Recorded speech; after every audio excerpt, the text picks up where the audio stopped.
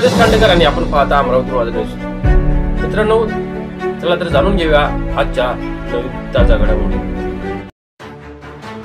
दैनिक अमरावती माझाच्या बातमीची घेतली शिवसेना उबाटा गटाने दखल। शासकीय रुग्णालयाचा भोंगाळ कारभारावर शिवसेना उद्या अधीक्षकांच्या कार्यालयात धडकणार। दर्यापूर तालुक्यात सध्या उपजिल्हा रुग्णालय येथील अनेक भोंगाळ कारभार चव्हाट्यावर आले असून सतत आलेल्या प्रकारांच्या बातम्या दैनिक अमरावती माझाने प्रकाशित केल्या।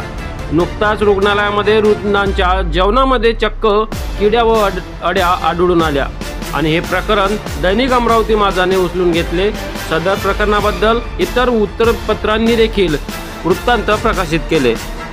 त्याच पार्श्वभूमीवर शिवसेना उबाटा गटाच्या वतीने या सर्व बाबींचा निषेध करत उद्या दिनांक 2 सप्टेंबर 2025 रोजी दर्यापूर तालुक्यातील शिवसैनिक उपजिल्हा रुग्णालय दर्यापूर येथे अधीक्षकांच्या कार्यालयावर धडकणार असून त्यांना अनेक विषयांबाबत जाब विचारणार असल्याचे दर्यापूर शिवसेनेचे अंकुश कावटकर तसेच प्रदीप वडतकर यांनी सांगितले आहे। एवढेच नाही तर दर्यापूर अंजनगाव विधानसभेचे आमदार गजानन लवटे हे देखील उपस्थित राहून अधिकाऱ्यांना धारेवर धरणार असल्याचे सांगण्यात आले। मात्र उद्या कोणकोणत्या विषयांची विचारणा होणार आहे हे देखील पाहणे गरजेचे ठरते। आदेश खांडेकर, अमरावती माझा न्यूज, दर्यापूर।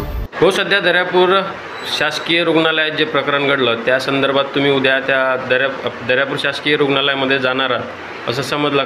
काय मुद्दे घेऊन जाणार आहात? दर्यापूर येथील उपजिल्हा रुग्णालयामध्ये विविध समस्या उपलब्ध असताना सुद्धा प्रशासनाकडून तालुक्यातील जे रुग्ण सर्वसामान्य जनता येते त्यांना सेवा सुविधा पुरवल्या जात नाहीत।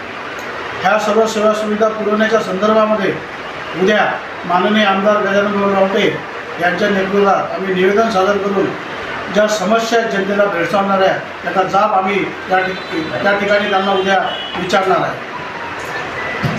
भाऊ, मला सांगा, उद्या जो तुम्ही त्या ठिकाणी जाणार आहात आणि दर्यापूर प्रशासकीय सध्या जे तिथं अधीक्षक आहेत ते स्वतःच त्या ठिकाणी गैरहजर राहतात आणि त्यांचा काही भोंगाळा कारभार असे दर्यापूर शहरामध्ये उघडकीस आलेत, त्याच्या बाबतीत तुम्ही काय बोलणार?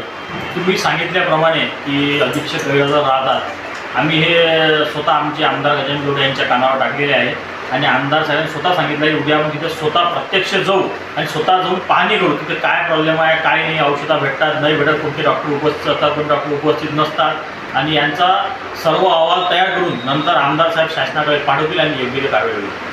शासकीय रुग्णालयामध्ये नेहमी भोंगाळ कारभार समोर येतात, मात्र त्याच्यातून काही लोकप्रतिनिधींचा त्यांचा आशीर्वाद असल्यामुळे ते डावलल्या जातात प्रकरणात, त्यावर काय बोलू शकतो? कोणत्या लोकप्रतिनिधीचा आशीर्वाद असेल हे आम्हाला माहीत नाही, पण आमचे लोकप्रतिनिधी आहे माननीय आमदार गजानन लवटे यांचा कोणत्याच शासकीय अधिकारावर आशीर्वाद नाही आहे आणि ते नेहमी जनतेच्या बाजूने आहेत आणि नेहमी सत्यावी लढा देत असतात। ठीक आहे।